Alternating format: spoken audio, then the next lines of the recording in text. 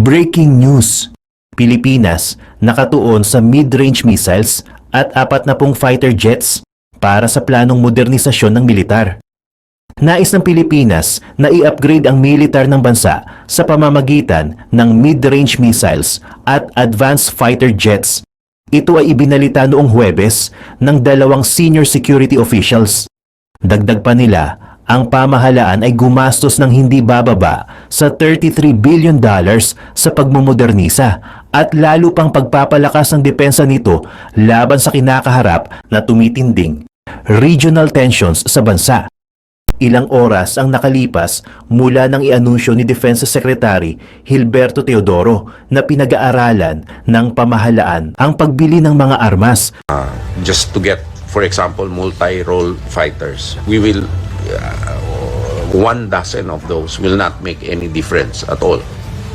So the minimum for us will be 36 aircraft, which is only a squadron and a half, but that would be credible, plus 4 in reserve because 80% in-service rate is a good standard.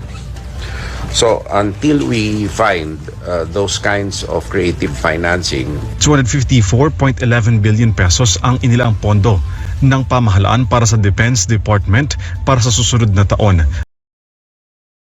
Ibinahagi naman ni Armed Forces Chief Romeo Bronner sa mga mamamahayag na nagpahayag ang militar ng pagnanais na makakuha ng mas marami pang mga cutting-edge weaponry. AFP Transformation Roadmap is for us to transform the AFP in its current state to a world-class armed forces. And of course, with that comes along the capability advancement that we want to achieve. Part of that advancement is trying to get in the latest weapon systems that are out there, enough for us to develop a deterrent effect. So one of the modern weapons are, of course, the missile systems. In fact, we already have the BrahMos mid-range missile systems. We are wanting to get more of the latest weapon systems. That includes the mid-range capability. So as early as now, while we don't have them yet, just like what we did with the Stingers, with the Javelins, we start training already, even if we don't have them in our inventory. So the objective is for us to train together with our strategic ally on the use of modern weapon systems. That is why we are very thankful that the United States comes to the Philippines every year during Balikatan exercise, not just during Balikatan exercises, but the other exercises, bringing with them the latest weapon systems that they have, so that they could also expose the Philippine forces on the use of this modern. Sa ginanap na joint media conference kasama si US Indo-Pacific Commander Samuel Paparo sa Baguio City, sinabi ni Bronner na kinukonsidera nila ang pagkuha ng marami at makabagong mga weapon systems, kabilang na ang mid-range capability. Sinabi ni Paparo, parehong naghahanda ang Pilipinas at ang kaalyado nitong Estados Unidos para sa kung ano ang posibleng maging pinakamalaking joint military exercise sa darating na taon. Dumako naman tayo sa ibang balita. US, Japan, Korea, Canada nagpakita ng malaking puwersa sa Pacific para protektahan ang Pilipinas at Taiwan. Ang mga live fire operation, submarine hunting, island hopping at air warfare maneuvers ay ilan sa mga pangunahing aktibidad sa paghahanda sa multinational war na ginagawa ngayon sa Philippine Sea. Mayroong isang mahalagang salita na tila higit na tumutugon kaysa sa iba kung isasaalang-alang ang pinagsamang operasyon ng digmaang pandagat ng Canada, Japan at US Navy, at ito ang salitang networking. Gaano kabilis at gaano kahusay ang pagbabahagi nila ng threat data, mag-track ng enemy movements, at kung kinakailangan, maglunsad ng coordinated na multinational multi-domain na pag-atake. Kung maitatag ang mga ganitong uri ng data link at interface, marahil sa pamamagitan ng paggamit ng mga gateway, ang multinational maritime at air formation sa buong Pacific ay tila magtagumpay sa pag-set up ng defensive wall o perimeter na magpoprotekta sa Taiwan. Kung halimbawa, ang isang drone ng US Navy ay makatuklas ng isang Chinese submarine na umaandar patungo sa Pilipinas gamit ang kanyang vertical towed array na sonar. Kung gayon marahil ay maaari itong agad na alertuhan ang command at control asset sa mga warship ng Japan, Korea at Canada at pwedeng i-share ang mga threat details ng network sa mga aerial drone mula sa 4 na bansa.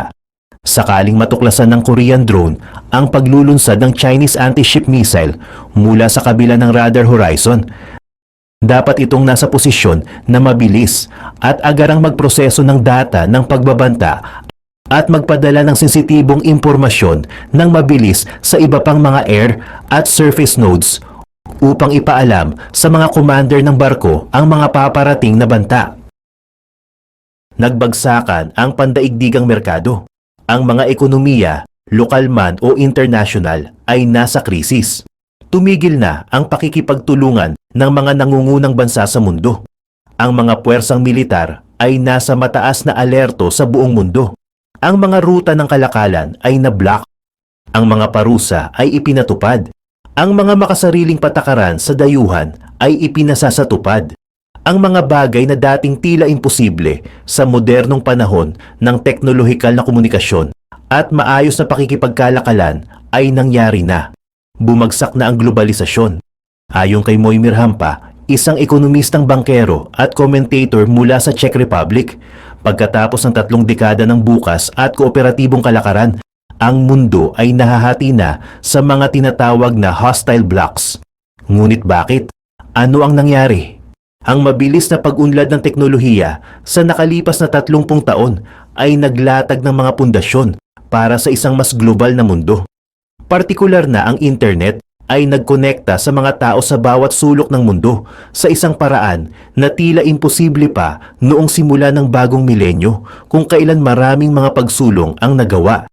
AI, mga mobile phone, teknolohiyang 4G at 5G, blockchain, cryptocurrency, mga network ng logistikong kargamento, ang malawakang migrasyon at paggalaw ng mga tao, at ang pagbabahagi ng kaalaman sa malawak at walang kapantay na antas. Kasabay ng mga pagsulong na ito, dumating ang iba't ibang pagbabago, hindi lamang sa paraan ng pakikipagnegosyo ng mundo sa isa't isa, kundi pati na rin sa pang-araw-araw na pamumuhay ng mga tao. Subalit, ang mabilis na pag-unlad sa anumang sektor ng lipunan ay nagbubunga ng maraming komplikadong hamon. At kung paano nag-aangkop ang mga tao sa mga pagbabagong ito ang pinakamahalaga. Tulad ng sinabi ni Jared Diamond, isang Amerikanong scientist, historian at writer, sa isang panayam sa Sierra Magazine noong 2005, ang teknolohiya ay nagdudulot ng mga problema, gayon din ang solusyon sa mga problema. Ang teknolohiya ay nangangahulugan ng mas mataas na kapangyarihan, kaya't mayroon tayong mga pandaigdigang suliranin na kinakaharap ngayon. Ngunit bago tayo magpatuloy, dapat nating itanong sa ating mga sarili ang mga sumusunod na katanungan. Bakit ito bumagsak? At bakit kailangan nating mag-ingat sa kung anumang hindi maiiwasang papalit dito? Upang masagot ang mga tanong na ito, kailangan nating bumalik sa nakaraan. Ayon sa National Geographic, ang globalisasyon ay kung paano ginawang mas konektado at magkakasalalay ang mundo sa pamamagitan ng kalakalan at teknolohiya, kung saan ang mga ideya, kaalaman, impormasyon, kalakal at serbisyo ay kumalat sa buong mundo. Sa larangan ng negosyo, ang terminong ito ay sumasaklaw sa pinagsamang mga ekonomiya, malayang kalakalan at malayang daloy ng kapital sa pagitan ng mga bansa at madaling pag-access sa mga banyagang mapagkukunan, kabilang ang mga pamilihan ng paggawa upang makamit ang pinakamataas na benepisyo para sa kapakanan ng mga mamamayan sa buong mundo. Para sa marami, ang globalisasyon ay maaaring parang isang medyo bagong konsepto at sa mas malawak na pananaw, tiyak na ganun nga. O ito nga, ang tao na binibigyang kredito sa paglikha ng terminong ito.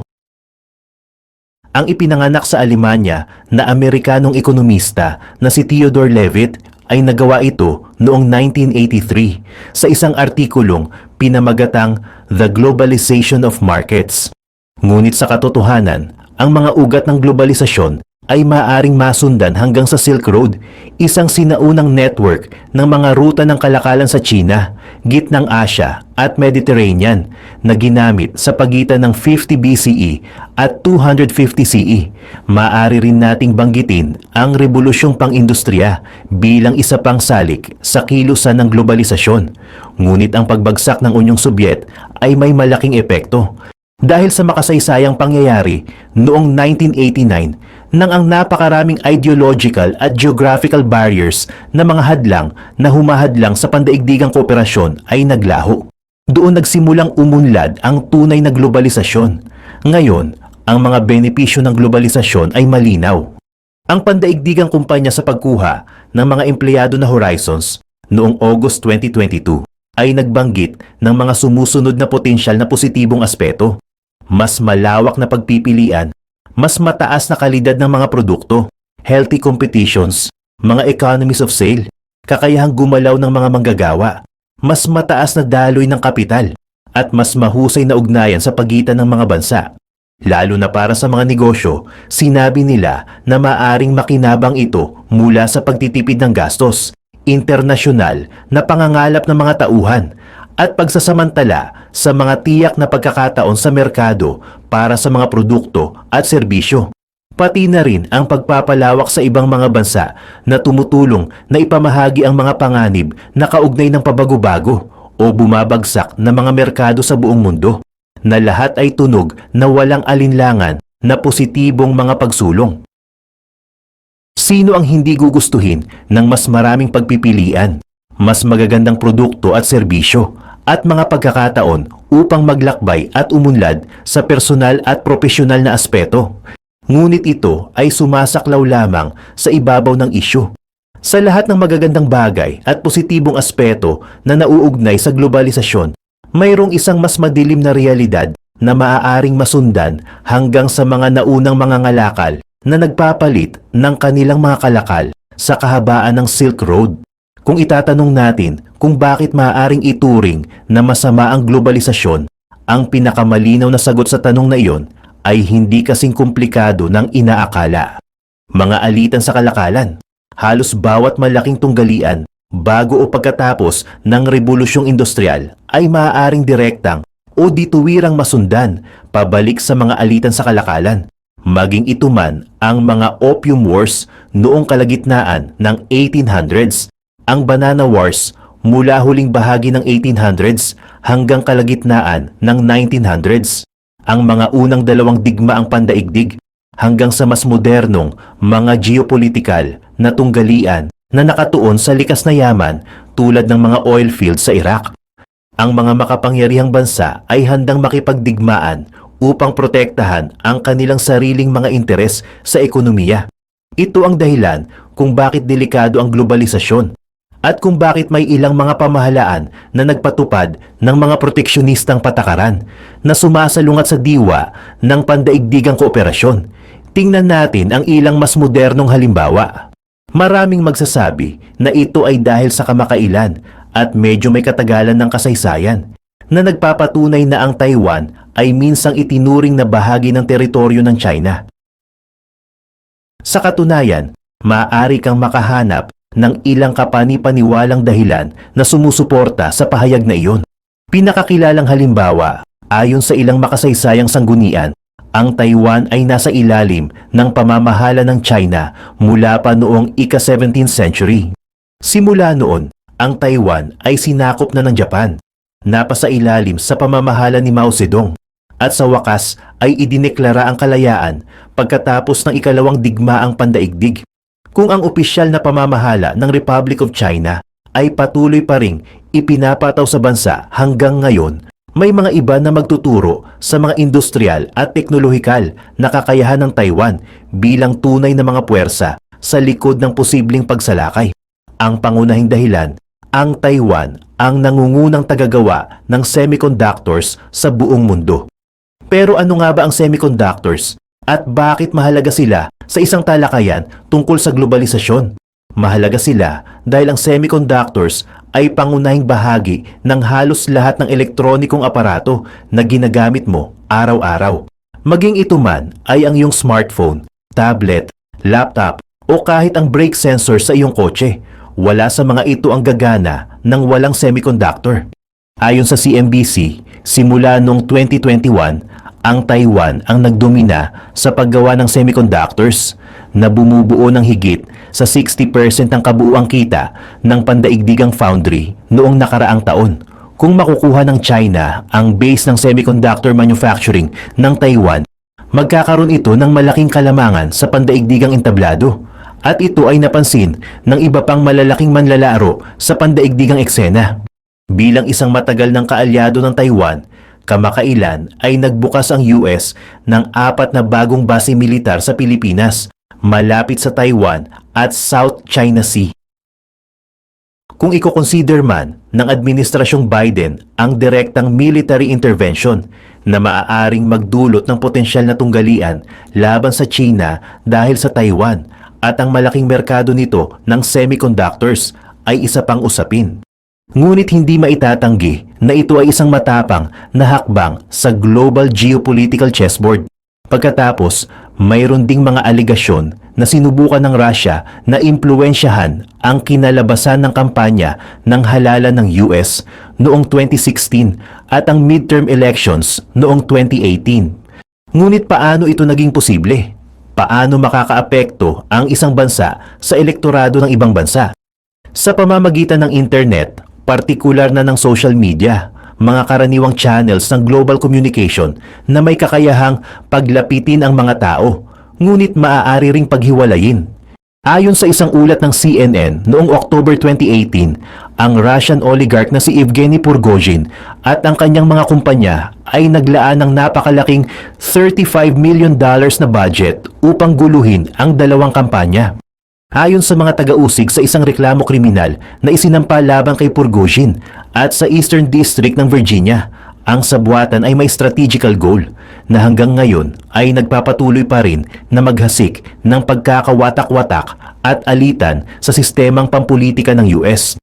Ang mga taktika ay makabago at iba-iba na ang layunin ay impluwensyahan ang mga trend ng mga botante. Ayon sa mga alegasyon, ang milyon-milyon ni Prigozhin ay nagbigay kakayahan sa mga Ruso na bumili ng mga serbisyo ng pagsusuri sa social media, mag-secure ng mga puwang sa internet at mga pangalan ng domain, maglagay ng mga online advertisements, at magdaos ng mga political rallies at protesta sa US. Itinarget nila ang mga political figures na ang mga pananaw at patakaran ay inaakalang salungat sa interes ng Russia sa pandaigdigang entablado. At huwag magkakamali, maaaring si Prigozhin ang opisyal na inakusahan dahil sa kanyang mga aksyon, ngunit walang duda kung sino ang nag-endorso ng buong kampanya. Walang alinman sa dalawang nabanggit na halimbawa ang magiging posible kung wala ang globalisasyon, at doon matatagpuan ang puso ng problema at ang dahilan kung bakit nakatakdang bumagsak ang globalisasyon. Sa maling mga kamay, ang mga teknolohikal na pagsulong na maaaring magdulot ng mas malaking pagkakaisa at kasaganaan ay maaari ding magamit para sa kabaligtarang layunin. Hindi para sa kolektibong kabutihan, kundi upang itaguyod ang interes ng isang negosyo o bansa sa kapinsalaan ng lahat ng iba pa. Tingnan natin ang isang ganap na hipotetikal na halimbawa na maaaring mas malapit sa ating sitwasyon. Ipagpalagay na kailangan ng iyong kumpanya ng isang partikular na likas na yaman upang makagawa ng mga produkto. Sa isang pandaigdigang ekonomiya, maaari mo itong kunin mula sa isang bansa sa kabilang panig ng mundo sa mas mababang halaga kaysa sa iyong sariling bansa. Ang pagpipilian ay malinaw. Pumasok ka sa isang kasunduan sa isang dayuhang kasosyo. Nakalatag na ngayon ang mga komunikasyon at supply chain. At kahit na maaaring kailanganin mong maghintay ng kaunti para sa paghahatid, ang mga paunang pagtitipid ay malaki. Ganito rin ang nangyayari sa mga supermarket chain. Maaari silang bumili ng mga produkto mula sa iba't ibang bansa na libu-libong milya ang layo, na mas mura kaysa sa pagbili mula sa mga lokal na supplier. Walang lugar kung saan ito naramdaman ng higit na nakakasira kundi sa industriya ng paggawaan ng gatas sa UK. Sa isang ulat mula sa pahayagang The Guardian noong July 2023, ipininta nila ang isang nakakatakot na larawan kung paano winasak ng globalisasyon ang isang buong industriya. Ang likas na problema ay nakasalalay sa katotohanang karamihan sa mga pangunahing supermarket chain ay nais ibenta ang kanilang gatas bilang isang loss leader. Alam nila na bihirang bumili ang mga consumer ng gatas lamang. Kadalasan, ginagamit nila ito sa kanilang almusal na cereal o inilalagay sa kanilang tsaa na natural na humahantong sa serye ng mga karagdagang pagbili tulad ng cereal, tea bags at biskwit. Ang resulta nito sa karamihan ng mga kaso ay handang ibenta ng mga supermarket ang gatas sa mas mababang presyo kaysa sa gastos ng mga magsasaka sa pag-produce nito. Ang solusyon? Murang pag-i-import mula sa ibang bansa. Siyempre, ito ay hindi sustainable at malaki ang pinsala sa pambansang ekonomiya. Ang napakaraming dairy farms na nakatiwangwang ngayon at mga magsasaka ng gatas na nalugi ay nagsasalaysay ng kanilang sariling mga kwento. Ngunit bahagi lamang ito ng mas malaking problema. Ang food miles ay nasa sentro ng debate sa globalisasyon sa loob ng maraming taon. Parehong panig ay binibigyang diin ang gastos sa transportasyon na kaakibat ng paglipat ng malalaking shipment ng produkto mula sa isang bahagi ng mundo patungo sa isa pa. Ang epekto sa kapaligiran, partikular na sa jet fuel, o ang mga posibleng seryosong epekto sa kalusugan ng pagkain na wala sa tamang panahon. Kahit na ang mga link sa mas mataas na posibilidad ng cancer ay hindi pa scientifically established. Ang mga statistics tungkol sa transportasyon ng pagkain ay isang mainit na punto sa debate. Ang global food miles ay nag-aambag ng humigit kumulang 19% ng kabuuang emisyon mula sa transportasyon, produksyon at pagbabago ng paggamit ng lupa. Ang transportasyon na nauugnay sa pagkonsumo ng gulay at prutas ay nag-aambag ng 36% ng food mile emissions, halos doble ng greenhouse gases na inilalabas sa kanilang aktwal na produksyon. Sa madaling salita, ang globalisasyon ay maaaring makasama sa mga negosyo, agrikultura, ekonomiya at pang-araw-araw na pamumuhay ng mga mamamayan ng isang bansa.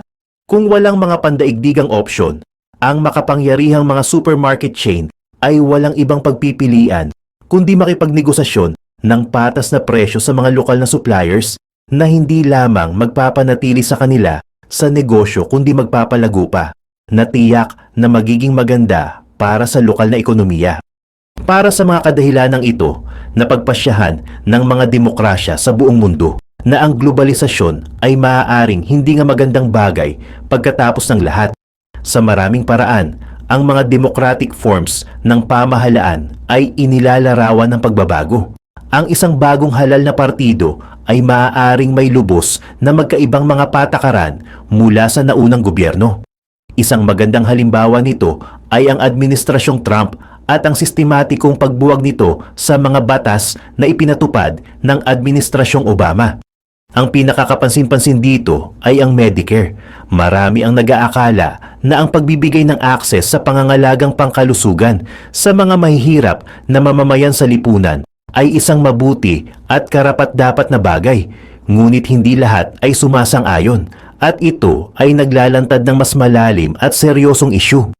Kung ang mga tao ay maaaring pumili o magtanggal ng kanilang pinuno sa bawat 4 na taon, kung gayon ang isang buong bansa, kahit gaano pa kalaki at makapangyarihan tulad ng Estados Unidos, ay maaaring maipit sa pagbabago-bago sa pagitan ng isang hanay ng mga patakaran at iba pa ng walang katapusan.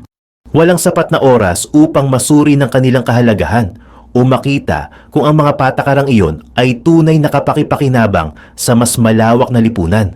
Ito ay lumilikha ng pagdududa at kawalan ng katiyakan at maaring direktang maiugnay sa globalisasyon. Ngunit marahil, ang mas nauugnay sa tema ng ating video ay ang unapologetic campaign ni Trump na America First. Ang patakarang ito ay tumama sa pinakadiwa ng globalisasyon at sa lahat ng pundasyong itinatag nito. Ang mga proteksyonistang patakaran na eksklusibong pumapabor sa ekonomiya ng Estados Unidos ay tiyak na makakasira sa mga internasyonal na ugnayan, na ang ilan ay umunlad at nakinabang ang parehong partido sa loob ng mga henerasyon. Maaari rin nating banggitin ang laban ng Administrasyong Trump sa Chinese tech giant na Huawei bilang isa pang halimbawa ng globalisasyon na naging mali. Sa panahon ng kanyang panunungkulan, nagpatupad ang dating Pangulo ng Estados Unidos ng malalaking parusa laban sa kumpanya sa batayan ng pambansang seguridad. Sa madaling salita, naniniwala si Trump na ang mga bahagi ng mga Huawei device ay maaaring gamitin laban sa Estados Unidos para sa masasamang layunin. Sa isang ulat noong 2020 mula sa Associated Press, sinabi ni Trump sa Fox News na ayaw nila ng equipment na ito sa US dahil nagmamana ito sa kanila. Kung totoo man, ang pahayag na iyon ay hindi kailanman napatunayan. Ngunit isa pang magandang halimbawa ito kung paano hindi lamang masisira ang mga pandaigdigang pakikipagtulungan, kundi marahil magbukas ng pinto para sa mga iligal na gawain. Lahat ng ito ay nagtatanong, dinulot ba ng globalisasyon ang masyadong pagiging malapit ng mga bansa sa isa't isa para maging komportable? Ang desisyon ng UK na umalis sa European Union, ang makasaysayan at kontrobersyal na referendum na ito ay pinalakas ng isang di makatwirang takot sa mga epekto ng pagtaas ng globalisasyon. Ang mga pabor sa Brexit ay nais umalis sa EU upang protektahan ang kanilang soberanya at wakasan ang nararamdaman nilang napakalaking halaga ng pera na hinihigop mula sa kanilang ekonomiya upang tulungan ang mga bansang mas nangangailangan. Upang mabigyan ng konteksto, sila ay dumaan sa isang resesyon dahil sa isang pandaigdigang krisis sa kredito at nakaranas ng ilan sa pinakamalulupit na austerity cuts sa kanilang alaala. Ngunit kahit na ang mga halimbawa na ginamit namin ay kapanipaniwala, kalahati lamang ang sinasalamin nito sa kwento ng halos tiyak na pagbagsak ng globalisasyon. May iba pang mapanghikayat na mga salik na likas na nakaimpluwensya sa pag-iisip at mga desisyon ng ilan sa mga nangungunang industrialisadong bansa. Ngunit ang pandemya ng COVID-19 marahil ang naging huling pako sa kabaong ng globalisasyon. Ang mga dahilan kung bakit ay iba-iba at komplikado. Ang pandemya ay nagdulot ng pinakamasamang pagbagsak sa ekonomiya mula noong Great Depression. Sa kanyang diwa, ang globalisasyon ay umaasa sa mga komplikadong ugnayan o Global Value Chains o GVCs na nag-uugnay sa mga producer mula sa iba't ibang bansa. Karaniwan, gumagamit sila ng mga highly specialized na intermediate goods o inputs na ginagawa ng isang solong taga-supply mula sa ibang bansa. Lubhang naapektuhan ng COVID-19 ang mga ugnayang ito. Dahil dito, kinailangang muling suriin ng mga gobyerno ang kanilang mga estratehiya sa ekonomiya sa maikli hanggang katamtamang termino. Kung ang pandemya ay magiging bagong normal at ang malubhang pag-abala sa mga supply chain ay magiging pangkaraniwan, hindi na nila maaasahan ang murang mga import mula sa China. Halimbawa, bilang tugon, tinawag ni Ursula von der Leyen, ang Pangulo ng European Commission, ang pagpapaluwag ng mga global supply chains dahil masyadong umaasa ang EU sa ilang mga banyagang taga-supply. Kaya marahil, ang mahigpit na kahinaan ng pandaigdigang ekonomiya ang nagdulot ng pagbagsak nito. Mula noon, habang ang mga bansa sa buong mundo ay unti-unting nakabawi, ang ilan ay mas mabagal kaysa sa iba. Ang mga hindi inaasahang hadlang ay nagpabilis sa pagkamatay ng globalisasyon. Sa oras ng paggawa ng video na ito, ang digmaan sa Ukraine, ang matindi at madugong hidwaan ng Israel sa Hamas, at ang mga pag-atake ng Houthi sa mga cargo vessel ay lahat ng mga salik na nag-ambag sa pagbagsak ng konsepto na 5 o 10 taon na ang nakalipas ay tila magiging permanente. Ngayon na tinalakay natin kung bakit bumagsak ang globalisasyon, kailangan nating tingnan kung ano ang maaaring pumalit dito. Una, balikan natin ang Czech na ekonomista na si Moimir Hampel na ating nabanggit kanina. Sa kanyang artikulo para sa Geopolitical Information Services o GIS, Inilarawan ni Hampel ang tatlong posibleng senaryo para sa post-globalisasyon na mundo. Ang una ay ang tinatawag na friendshoring o isang pagsubok na labanan ang mga autokratikong banta sa buong mundo. Nakikita ni Hampel ang mga nangungunang demokrasya sa mundo na nagtutulungan sa pamamagitan ng mas malawak na kasunduan sa kalakalan, politika at seguridad. Maaaring tingnan natin ang EU, ang World Trade Organization o WTO o ang BRICS bilang magagandang halimbawa ng pandaigdigang kooperasyon, ngunit hindi na sa kasing lawak ng dati. Kung ang mga alyansang ito ay mabubuo kasama ang mga historikal na kasosyo o mga bagong manlalaro sa pandaigdigang eksena ay hindi pa tiyak, ngunit malamang na magkakaroon ito ng mas malawak na epekto sa natitirang bahagi ng mundo. Ang mga maliliit na bansa tulad ng Belarus at Lebanon ay maaaring sundan ang modelo ng Ireland. Maaaring iwan ng Nigeria ang Commonwealth at makipag-alyansa sa China, at maaaring isama ang Scotland o Ukraine pagkatapos ng digmaan. Ang matinding protectionist measures ay tinalakay na natin. Sa kasamaang palad, nakita natin ang mga nakababahalang senyales ng ganitong mga patakaran sa mga nakaraang taon. Marahil ay pinakamalinaw na naipakita sa kung gaano kalalim ang pag-usbong ng mga far-right na grupong politikal sa mga talakayan sa politika sa mga bansa tulad ng France at Italy, o ang lumalaking momentum sa likod ng kampanya ni Trump para sa kanyang muling pagkahalal. Marahil may dalawang pananaw ukol sa senaryong ito, ang mga pabor at ang mga tutol. Ang mga taong nakaranas ng unti-unting pagbaba ng pamantayan ng pamumuhay sa nakalipas na 15 o 20 taon, tiyak mula noong huling pandaigdigang pre-COVID recession noong 2008 o 2009, ay tiyak na magagalak sa mga patakaran na uunahin sila. Gayunpaman, tulad ng nangyari sa ekonomiya ng UK pagkatapos ng Brexit, ang ganitong mga patakaran ay maaaring maging isolationist at lumikha ng mas malalalim at mas malawak na problema sa mas mahabang termino. Sa ekonomiya, naging sakuna ito para sa bansa sa aspeto ng pagbaba ng pamantayan ng pamumuhay, presyo ng enerhiya at mga bahay, edukasyon at ang malayang paggalaw ng mga tao sa mainland Europe at higit pa. Samantalang, ang mga mamamayan na nakakita ng pagtaas ng kanilang mga singil sa enerhiya at pag-stagnate ng sahod ay tiyak na hindi mawawalan ng kamalayan sa ugnayang ito. Ang pangatlong senaryo ay mas malala pa. Sa ilalim ng presyon mula sa deglobalisasyon at lahat ng kaugnay nito, pagtaas ng presyo, tumatandang populasyon at pagbaba ng pamantayan ng pamumuhay, karamihan sa mga kanlurang bansa ay nagiging semi-demokratiko o kahit autokratiko. Dito, maaari nating tingnan ang ilan sa mga matinding pagbabawas sa budget na ipinatupad ng ilang gobyerno pagkatapos ng pandaigdigang resesyon na nabanggit kanina upang makita na ito ay isang nakakatakot na realidad. Mga pagbabawas sa mahahalagang serbisyo upang bayaran ng globalisasyon, brinkmanship na nagkamali ng lubos. Ipaganakal natin na totoo ang pinakamadilim na senaryo ni Humboldt.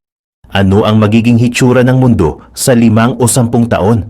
Makararanas ba tayo ng uri ng bangungot na inilarawan sa aklat ng geopolitical strategist na si Peter Zion na the end of the world is just the beginning? Kabilang sa maraming nakakatakot na prediksyon, iminumungkahi ni Zion na maraming bansa ang mawawalan ng mga produktong ngayon ay karaniwan. Higit pa rito, ang mga produktong maaaring gawin o i-import ay magiging mas mahal, na nagpapalala sa krisis sa cost of living na kasalukuyang nararanasan ng maraming tao matapos ang pagsalakay ng Russia sa Ukraine, ay maaaring maranasan sa maraming sulok ng planeta kung saan ang kakulangan sa pagkain o maging ang taggutom ay hindi pa nararanasan dati.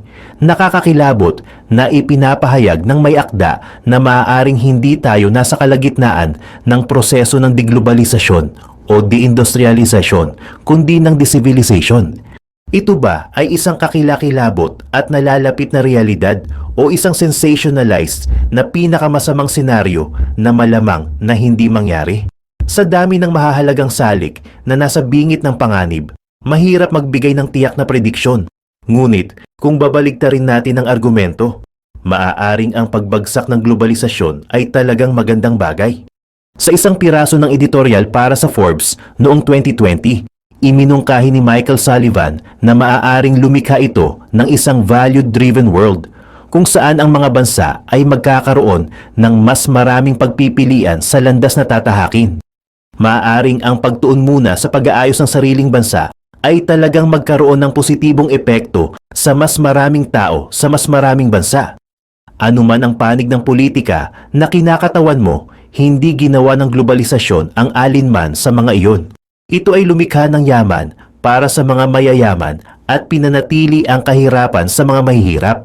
Ngunit sa pagkakaroon ng infrastruktura at teknolohiya, maaari bang asahan natin na makakita ng bagong modelo na papalit sa globalisasyon? Tulad ng nabanggit, napakaraming salik na maaaring hindi tiyak ang magiging epekto upang tumingin ng mas malayo sa pagtatapos ng digmaan sa Ukraine at isang ceasefire sa Gaza Strip o marahil higit pang kapansin-pansin ang presidential election sa US sa dulo ng taon. Discuss na ito. Highly recommended ko ito sa iba, lalo na sa mga nag-uumpisa pa lang. Legit talaga ang loan app na ito. Sobrang bilis din ito mag-disburse ng mga loan. Kaya talagang one day lang makukuha mo kagad. Dito sa Mabilis Cash, mabilis ko lang natapos mag-fill up ng application ko. At the same day, naku sobrang bilis talagang mag-disburse at take note, walang mababawas dito sa ilo-loan mo.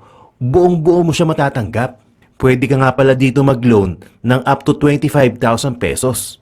So ako, yung unang loan ko dito is in-approve nila ng 300 pesos. Ito yung unang loan na kasi sinusubukan ka nila.